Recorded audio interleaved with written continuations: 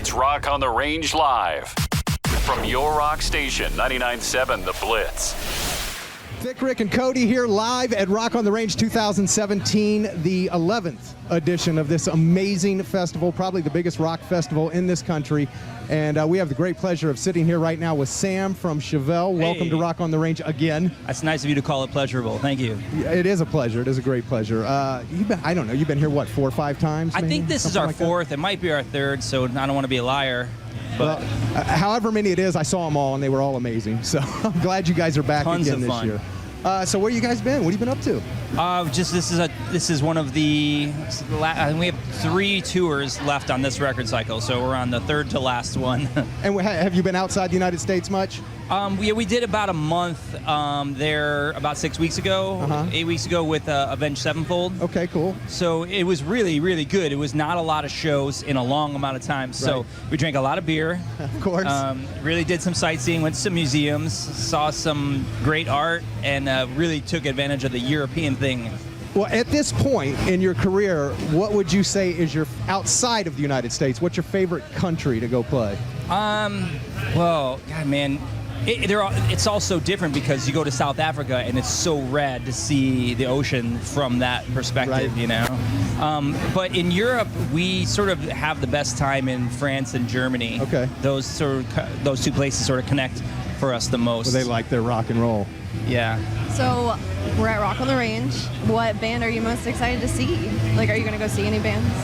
Well, okay, I don't want to bring it down, but this was the first show that we were ever going to play with Soundgarden. We did shows with, with Chris Cornell when he was doing his solo stuff, and we did Europe with them and stuff. And so this was our first. I mean, I've seen Soundgarden like probably 10 times. I saw them at the first, I think it was the second or third Lollapalooza. They were one of the headliners. All the way back then when I was like 16 years old. Like the mid-90s. Yeah, exactly, yeah. So many years of, and I saw them Stone recently Sour too, right now, song number 3 on 99.7 when they first came back on this sort of. So I was excited about seeing Soundgarden. I'm trying to catch Red Fang, but I'm not sure if I'm here right now while they're playing. You might be. Yeah. Are there any like newer bands that you're into right now? Well, Red Fang is one of them, definitely. They just write these awesome freaking records for driving fast to. It's really good. Yeah. Well, we've got some pretty good local bands lately. I mean, finally, Columbus is getting on the map with Beartooth and 21 Pilots and Boba Flex and these guys. Yeah. All 3 of those bands have connected.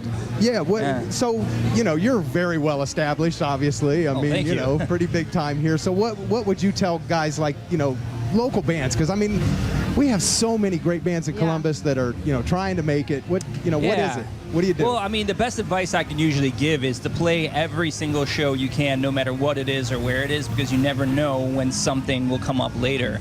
And I've got, a ton of stories about that. But that's usually my best advice. And write the songs that you are excited to play. Don't write a song like, oh, I think this song is going to connect. People will really like this. Don't write like that. Write what you love. If that means Metallica, cool. If that means Coldplay, then cool. Whatever your style is, your own, do that. Don't worry about being famous, because that's not what's important. That's so to say a phrase that I've come to hate, but it's true, you do you. You do you. You That's do right. you. Yeah. That's right. Yeah, you do you. That's absolutely true. Your new album, The North Corridor, what are your musical influences for that?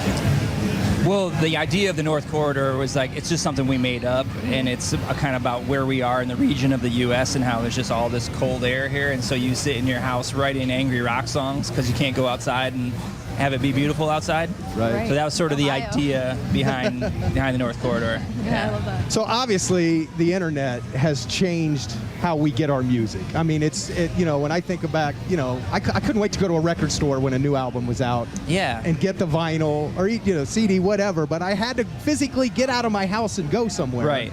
And I always had to pay for it. Yeah. Which you don't always have to do now, and I just wonder what your thoughts are on all of that. I mean, do you wish it was still vinyl, or I mean, with artwork, and it just seems like people just go after songs now. I mean, definitely people are selling themselves short, but at the same time, every industry goes through it. Whether it's Ford in 1904, you know what I mean? Like, So it's going to happen, and I guess people are finding joy in other ways, staring at their phones. Exactly how long have you guys been a band? Well, we put our first record out in '99, and that was an indie record. So 18 years of putting records out, and of course we played music since we were kids, and all that stuff. So it's been a while. It's crazy, your whole life. Yeah, I mean, I don't think things should go back. I think they should go forward. Yes. I think that's really the problem, is that people aren't thinking big enough when we think about music, about going forward. Just being able to put it on the internet is not enough. iTunes alone, you're competing with every single thing that's ever been written in the history of time when it comes to music. How are you supposed to search through that? It's mind-numbing. Well, I want to go. I was saving this for the end. I just wanted to get 3 words from you. 3 words to describe Chris Cornell.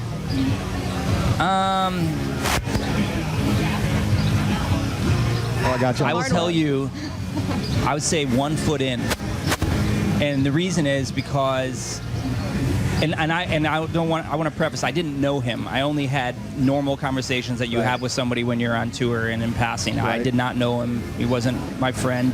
I'm so sad that he's gone, because it was important. He was John Lennon to us. He was our John Lennon, because of everything he did with Audio Slave, Temple of the Dog, of course Soundgarden. I mean, Louder Than Love was such an important record to span that gap in music, and then Bad Motorfinger, of course, changed everything. But that changed me. Yeah, that changed absolutely. me. But in the little bit of time that I knew him, I always felt like he was only 1 foot in this life, and I don't know why I felt that. Sometimes you feel things about some people. What's that? Just through his music and everything. Yeah, exactly. And you don't know somebody through their music, but you get a feeling for whatever it is that they're writing. And this is cheesy to say, but I really wish his family the best, because he left, he left a family. Yeah. And that's the worst thing.